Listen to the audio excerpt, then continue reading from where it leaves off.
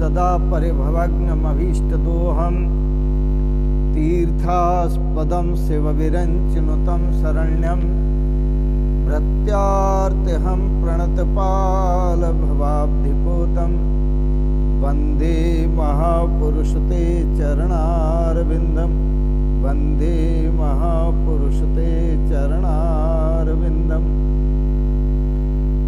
पूर्व प्रसंग में आप श्रवण कर रहे थे, भगवान श्री कृष्ण ने कहा, अर्जुन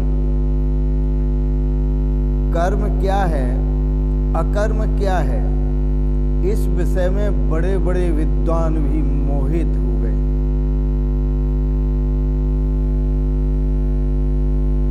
इसलिए उसे भली प्रकार से समझ लेना चाहिए।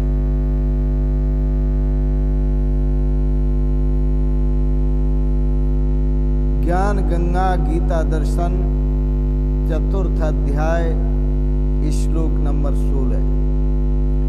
किम कर्मेति कवयो अप्यत्र मोहिताः तत्ते कर्म प्रवक्ष्यामि यज्ञात्वा मोक्षसे अशुभात्।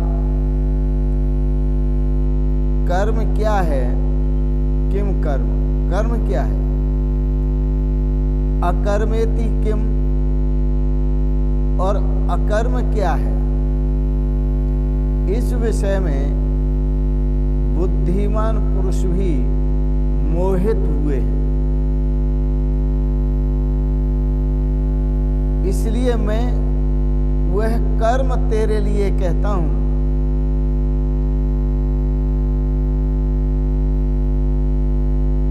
अच्छी तरह से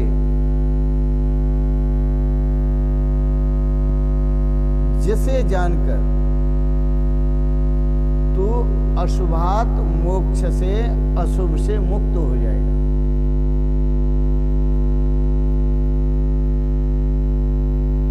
भगवान श्री कृष्ण अर्जुन को अर्जुन के श्रेय की प्राप्ति कराना चाहते हैं।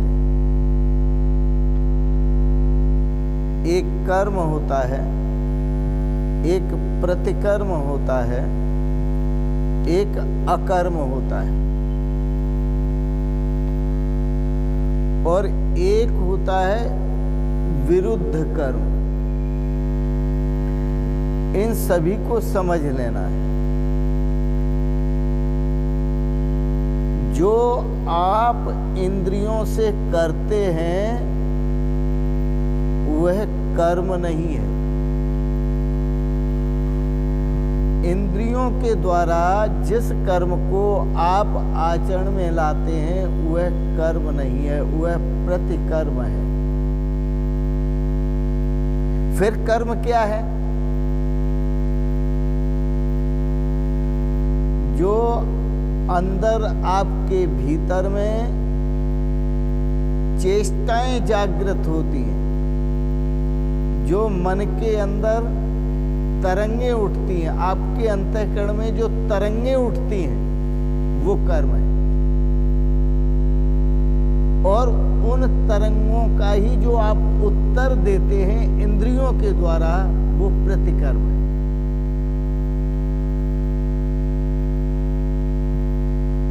ये कर्म की गति बड़ी गहन है। इसमें बड़े बड़े विद्वान भी मोहित हैं। इसलिए इस कर्म को अच्छी प्रकार से समझ लेना चाहिए।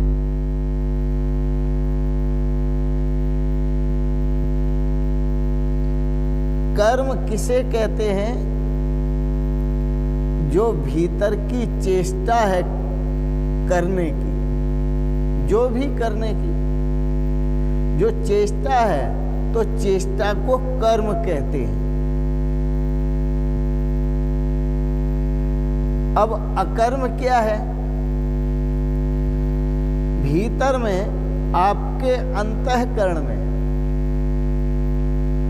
उस चेष्टा का उदय ही न हो, वह अंतःकरण में तरंगों का उठना शांत हो जाए, वो अकर्म है। भगवान श्री कृष्ण नीचे की पंक्ति में कहते हैं तत्ते कर्म प्रवक्ष्यामि, मैं तुझे उस कर्म को कहूंगा जिससे तू अशुभात् मोक्षते, तू अशुभ से मोक्ष हो जाएगा। अशुभात् मोक्ष से तू अशुभ से छूट जाएगा, अशुभ से मुक्त हो जाएगा। अशुभ क्या है? अशुभ है आदि दैविक, आदि भौतिक, अधिभूत, अधिदैव, अधियज्ञ आदि जो दुख आपको मिलता है वो अशुभ के कारण ही मिलता है। तो वह अशुभ क्या है?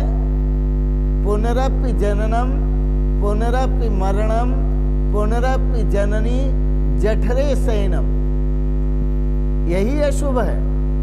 बार बार जन्मना, बार बार मरना, बार बार माँ के गर्भ में जाना, मुंह से मलमूत्र बहना, फिर भगवान से प्रार्थना करना कि हे भगवान इस नरक से आप हमें निकाल दो, हम आपका ही भजन करेंगे, आपका ही चिंतन करेंगे, आपका ही ध्यान करेंगे, आपके स्वरूप का ही चिंतन करेंगे। लेकिन बात उल्टी हो जाती है।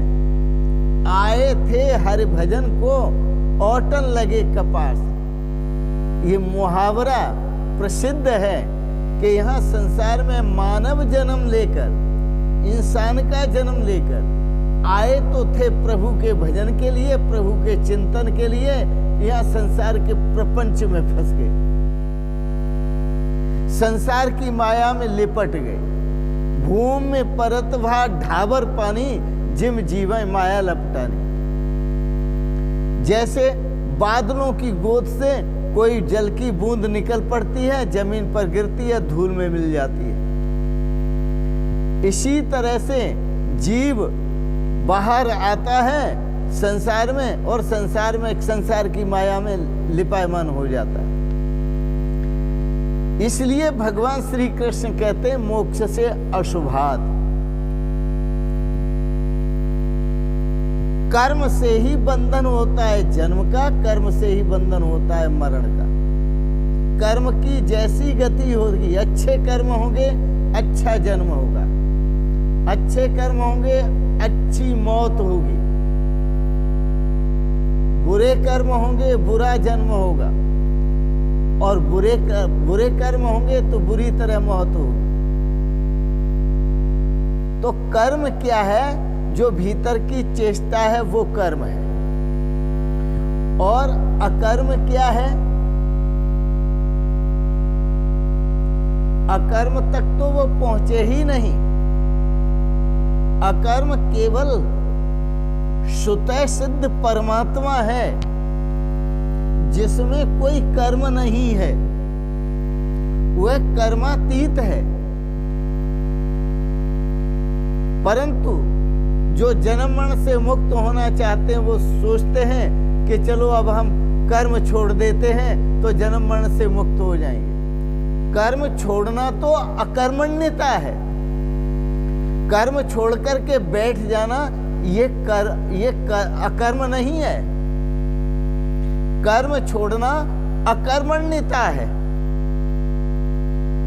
हरामीपन है। अब हम कुछ कर्म नहीं करेंगे।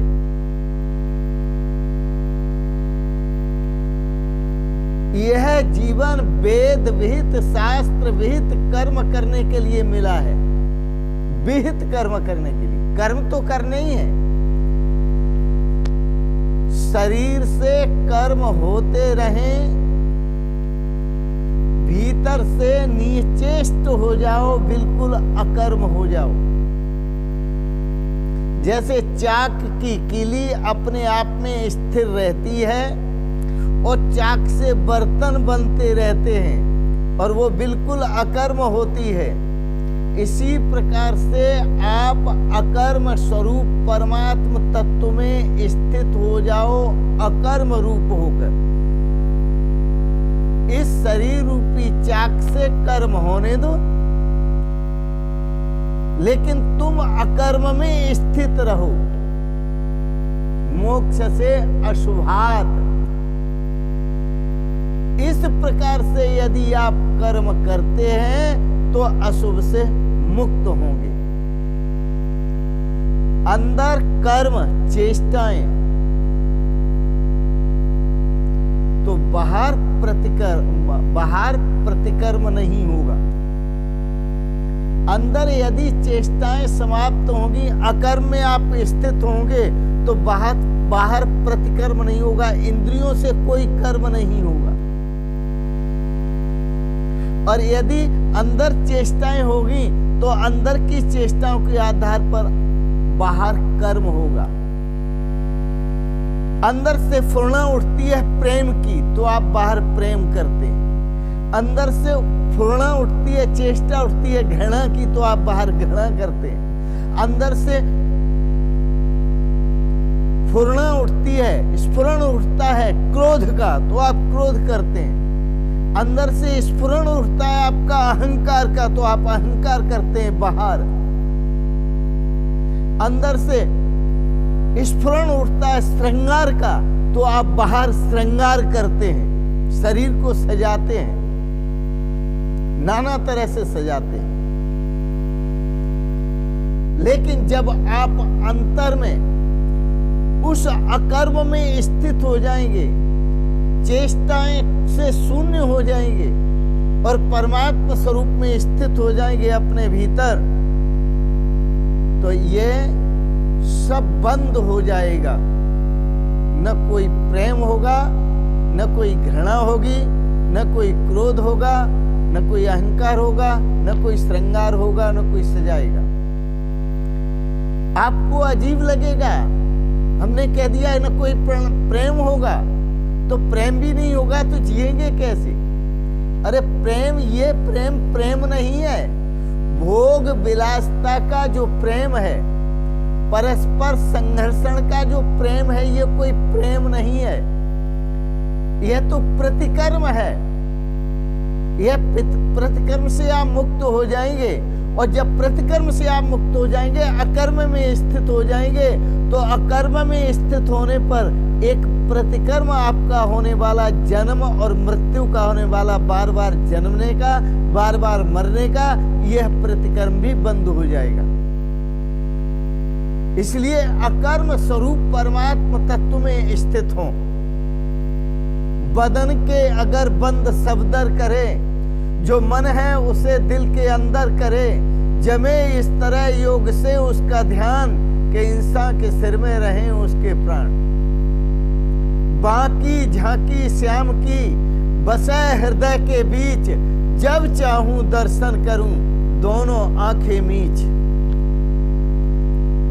प्रतिकर्म बंद हो जाएगा जब आप अकर्म में स्थित हो जाएंगे। तो याद रखें, भीतर अकर्म, बाहर कर्म, और भीतर कर्म तो बाहर प्रतिकर्म। इससे मुक्ति पानी है, और मुक्ति पाने के लिए भगवान श्री कृष्ण ने कहा, तत्ते कर्म प्रवक्ष्यामि, वही कर्म तेरे लिए कहता हूं जिससे तू अशुभ से मुक्त हो जाएगा। तो यही तरीका है, अंतर्मुख होकर ही आप अशुभ से, जन्म मृत्यु से छूट सकते हैं। तो इन शब्दों के साथ ही आप बड़े प्रेम से अंतर्मुख होकर उस अकर्म स्वरूप परमात्मा में स्थित हों, जो कर्म करते हुए भी बिल्कुल अकर्म है। ऐसे परमात्मा स्वरूप का ध्यान करें और उसी परमात्मा स्वरूप में स्थित हों। इन शब्दों के साथ साथ वाणी को विराम देंगे और एक बात जरूर कहेंगे, आप सबके प्रति मंगलमयी शुभ कामना करते हुए, ओम सर्वे भवन्तु सुखिनः, सर्वे सन्तु निरामयाः, सर्वे भद्राणि पश्यन्तु, मा कश्चित् दुःख भाग् भवेत्। ओम शांति शांति शांति। ओम गीता दर्शन पर आपने दार्शनिक विचारों को श्रवण किया, इसके लिए बहुत बहुत अनुग्रहित हैं। और आप सभी को अंत में सादर प्रणाम करते हुए ओम शिवोहम शिवोहम शिवोहम।